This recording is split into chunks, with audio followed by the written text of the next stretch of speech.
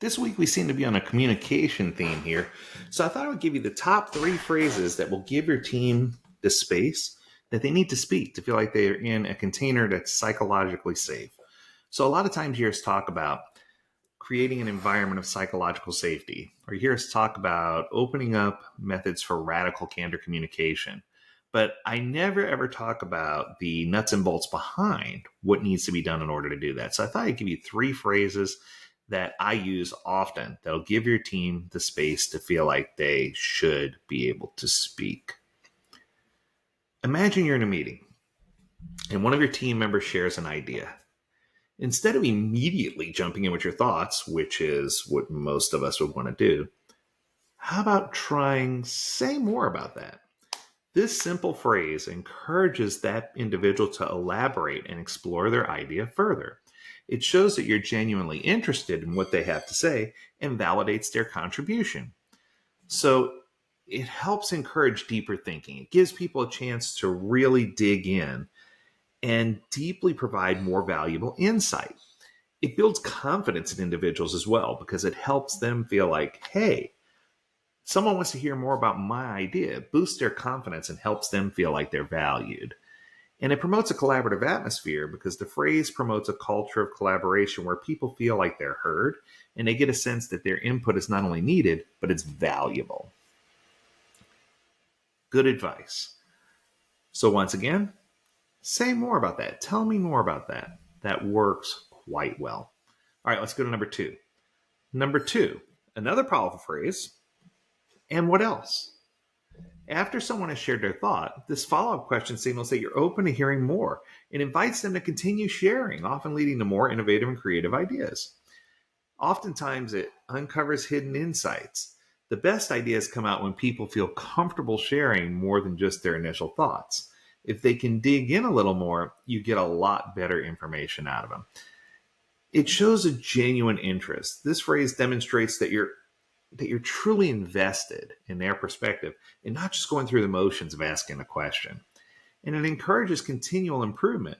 By always asking for more information, you create a culture of continual improvement and learning so that the team feels like we're continually moving in the right direction. And if something does need to be adjusted, we can easily pivot or make an adjustment as needed. The third one, and my favorite, and if you've listened to my podcast this week, you already know which one it is.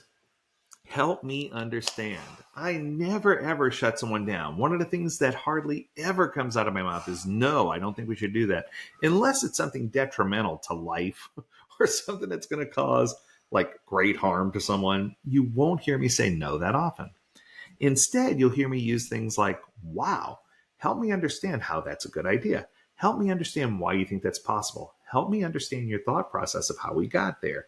Help me understand might be one of the most powerful tools, one of the most powerful phrases that I have ever learned and I use and apply every single day.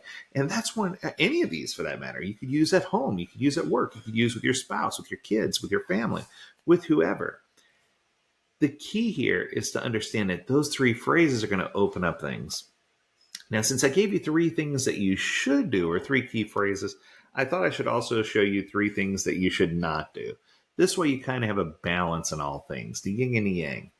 Never ask leading questions. When you ask leading questions, that stifles creativity and makes people feel like they have to be confined to a box with a specific answer. Instead, ask open-ended questions that offer a range of responses. Never be the first to talk about what you think. If you're the first, then you're not the last. And what do I mean by that? Sometimes you might hear somebody else's idea that's better than yours. Other times when you latch onto an idea, team members will say, well, if that's what they think's best, let's run with that. You should always try to be near the end and give everyone else a chance to speak before you drop the gauntlet with some type of conclusion. And finally, try not to talk about yourself all the time. While sharing personal experiences can be valuable, overdoing it makes it seem like you're very self-centered. Balance your stories with active listening. Try to make sure you're engaged and focused, and your focus remains on what the team's contributing, not just what you know. It's important to ask team members about themselves. Try not to get into the one-up, You don't want to do that. You want to make sure that you can give them a chance to talk without jumping in immediately afterward with your own story. It helps people feel like they can be more collaborative. So help me understand. And what else? Say more about that. Those three phrases are going to help you build better dynamics in the home and at work. That's going to do it for this episode. I hope that you enjoyed it. If you have a topic you want us to discuss, learn more at AgileDad.com. We'd love to hear from you. And as always, we encourage you to stay healthy, stay well, and stay agile, my friends. Until next time, do take care. Bye now.